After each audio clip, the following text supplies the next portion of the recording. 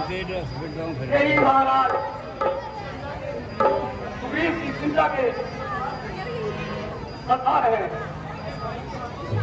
अपने भाई के हाथों जिंदगी देके प्यार है।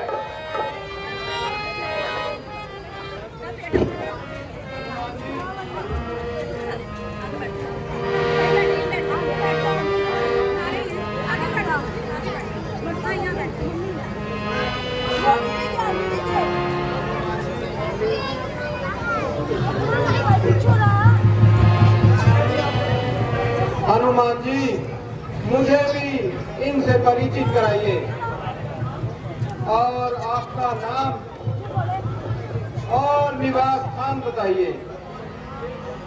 ये दोनों होनहार महाराज अभिराज रघुकुल अयोध्यापति नरेश दशरथ के राज दुलारे हैं।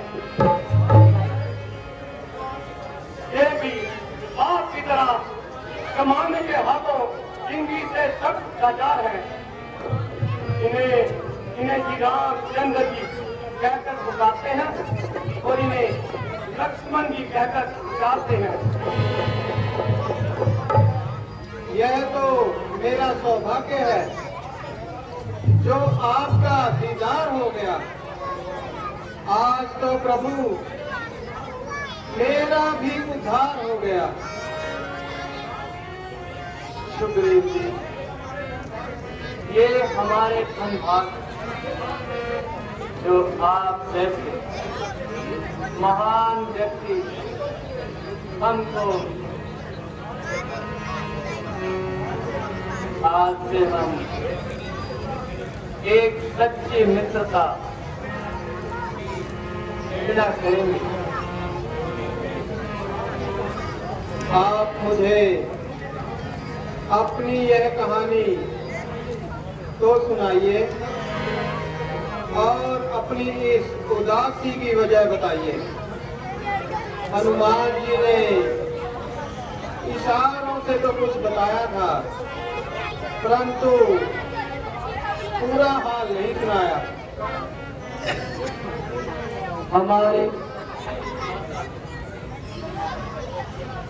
हमारी सौतेली माता ने पिताजी से किसी समय 2 वचन पूरे करने का इकरार किया था। उन्हें पूरा करने के लिए मेरे लिए 14 वर्ष का वनवास और मेरे छोटे भाई भरत के लिए राज तिलक मैंने अपनी प्रसन्नता उनकी आज्ञा का पालन किया। इधर भाई लक्ष्मण और मेरी अर्धांगिनी सीता, उन्होंने साथ आने के लिए मजबूर किया। 13 साल किसी तरह वनों में घूमते घूमते बीत गए और 14वां साल शुरू होते ही पंचवटी में डेरा डाल लिया।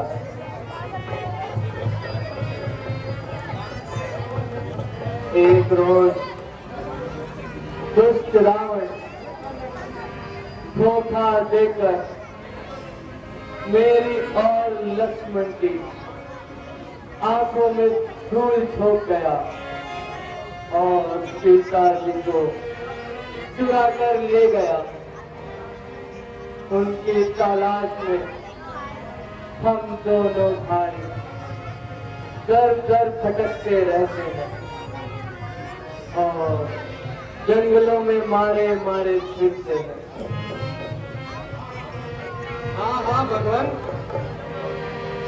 कुछ रोज पहले एक स्त्री हाय राम हाय लक्ष्मण कहते हुए जा रही थी और जोर जोर पे चिल्ला रही थी।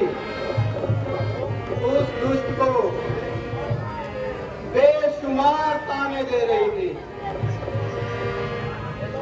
उस दुष्ट को अपने नजदीक भी न आने दे रही थी। यदि मुझे पहले मालूम होता तो उस अधर्मी को मैं कभी न जाने देता और सीता जी को तत्काल छुड़ा लेता। हाँ, सीता जी ने हम सब वानरों को देखकर अपने कुछ जेवर यहाँ फेंके थे। ठहरिए प्रभु, मैं अभी मंगवाता हूँ। हनुमान जी, शीघ्र जाइए और वो जेवर लेकर आइए। जय श्री राम।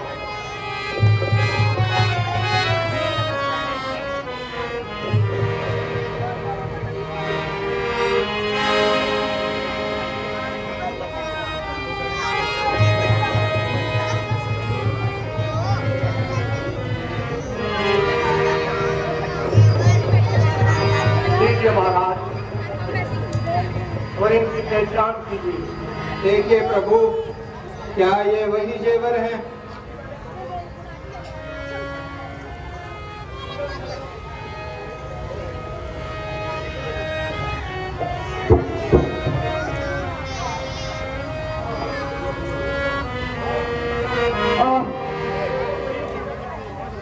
ये तो वही कुंडल है जो कभी कान में रहता था। मैं इसके दर्शन को आता था।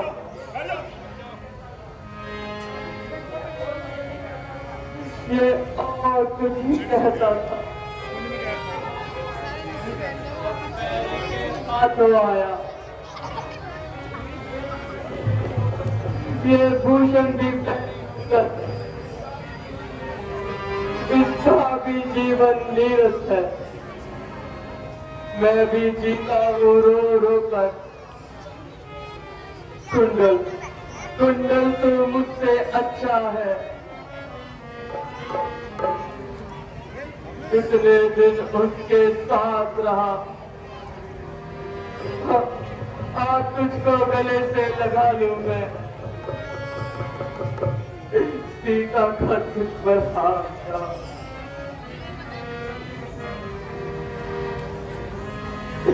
जब प्रिया की सुख न मिली तो तेरा मिलना निष्फल है। लक्ष्मण, तुम भी आगे आओ। देखो देखो, सीता का कुंडल है। माता जी, मैं कैसे इन कुंडलों की पहचान कर सकता हूँ?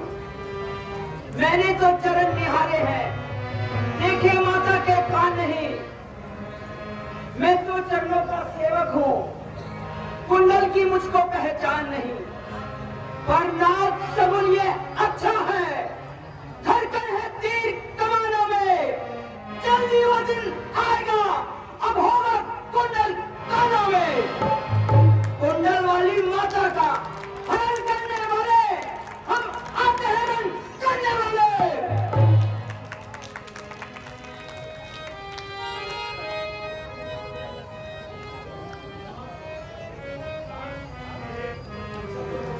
अच्छा तो लक्ष्मण, इस बाजे फोटो इसको तुमने कभी देखा है? हाँ भ्राता जी, ये माता जी के चरणों में रहती थी। जब मैं सुबह उठकर माता जी को प्रणाम करता था तो मेरी नजर चरणों पे जाती थी। ये उन्हीं का कहना है भ्राता जी। लक्ष्मण, तुम धन्य हो लक्ष्मण। आपकी शर्म और लज्जा, वाह क्या कहना। यह भी बाई है जिसने प्रेम भक्ति की वो मिसाल पैदा कर दिखाई है जो आज तक देखने और सुनने को नहीं पाई है। और दूसरी तरफ मेरा भाई है जिसको अपने छोटे भाई की स्त्री ही भाई है।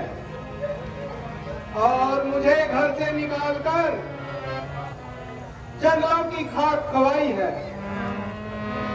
परंतु इस दुश्मनी की कोई वजह तो होगी। जरा पूरा पूरा हाल तो बताइए। क्या पूछते हो महाराज? एक बार एक गांधी नामक राक्षस ने बाली के साथ घोर संग्राम हुआ। उसको मालूम न था कि बाली पर विजय पाना लोहे के चने चबाना है। डरते डरते रानी अपनी एक गुफा में जा घुसा। बाली यह कहकर उसके पीछे पीछे उस गुफा में चला गया कि मैं बाहर उसका इंतजार करूं। परंतु कई रोज गुजर गए, ना बाली वापस आया और ना ही उसकी कोई खबर मिली। एक रोज गुफा से खून की धारा बहने लगी। मैंने समझा नागवी ने बाली का संहार कर दिया और इस डर से नागवी वापस ना लौट आए, मैंने एक बहुत बड़ी शिला उस गुफा के द्वार पर रख दी। फिर क्या हुआ सुग्रीव जी? उसके बाद कई रोज तक बाली ना आया और राज्यसभा में मजबूर करके मुझे राज सिंहासन पर बिठा दिया। फिर उसके बाद क्या हुआ? क्या बताऊं लक्ष्मण जी, बताते हुए मेरा कलेजा फट रहा है। बाली गांधी को मारकर लौट आया और मुझे गद्दी पर बैठा देखकर उसकी आंखों में खून उतर आया और लात मारकर उसने मुझे अपनी राजधानी से निकाल दिया और मेरी पत्नी को जबरदस्ती अपने घर रख लिया। तब से मैं भी इस वन में मारा मारा फिरता हूँ और बाली के डर से अपने आप को छुपाए लिए घूमता हूँ। आई है या जालिम कसाई है? उस बेशरम को ऐसा करते हुए लज्जाना आए? यही तो मेरी बदकिस्मती है प्रभु।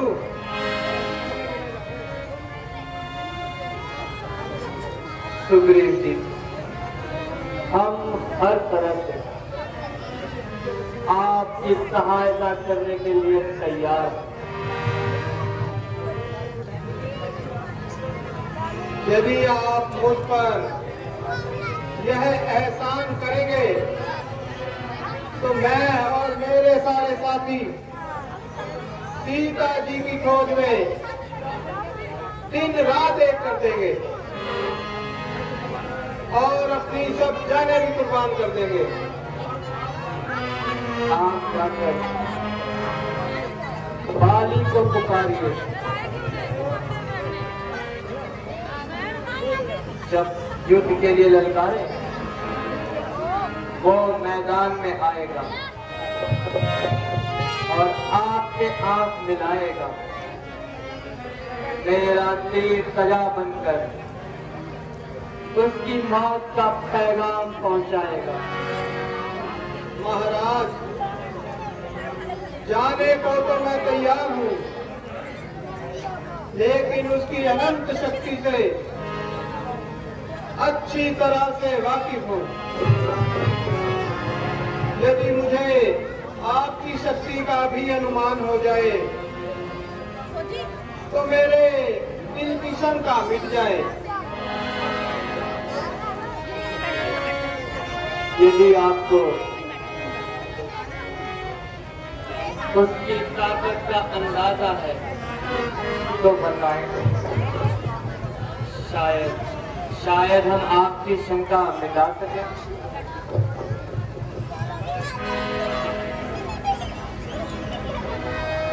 जब वो पूरे बल से तीर चलाता है तो एक ही तीर में दो तीन वृक्षों को बीन कर निकल जाता है। तो देखिए,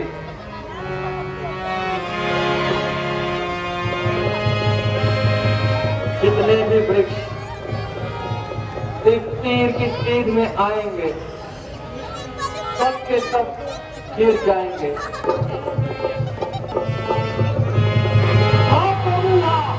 आपने तो कमाल कर दिया, एक ही तीर से सातों पेड़ों को बीत दिया। अब मैं हर दशा से और हर समय उसका मुकाबला करने को तैयार हूँ और इस गुस्ताखी के लिए क्षमा चाहता हूँ।